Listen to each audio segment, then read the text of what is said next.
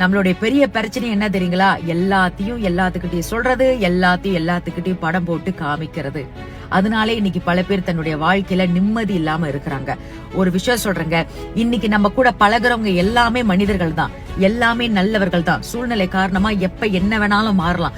அதனால முடிஞ்ச அளவுக்குங்க நம்ம குடும்பம் என்ன, நம்ம என்ன பண்ணிக்கிட்டு இருக்கோம், நம்ம யாருன்னு எல்லாத்துக்கிட்டையும் சொல்லணும் அவசியம் கிடையாது.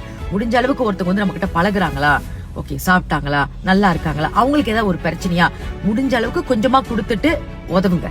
அதுக்கப்புறம் நம்ம வேலையை பார்க்க வேண்டியதா. எல்லாருக்கூட நெருங்கி பழகி என்னங்க கிடைக்குது? கடைசியில உங்களுக்கு கெட்ட பேர் தானே கிடைக்குது. ஆமாவா இல்லையா?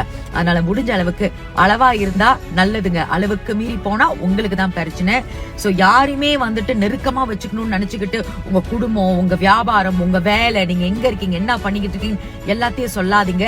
ஏன்னா இன்னைக்கு நம்ம கூட நெருக்கமா தான் இருப்பாங்க. ஆனா மனசுக்குள்ள அடடா இவங்க இவ்வளவு நல்லா இருக்கிறாங்களா, இப்படி சம்பாதிக்கிறாங்களா, அந்த கெட்ட எண்ணமே நம்மள வாழ விடாம ஆக்கிரும். அதனால முடிஞ்ச அளவுக்கு ஒரு உறவு நிரந்தரமா இருக்கணும்னா அளவா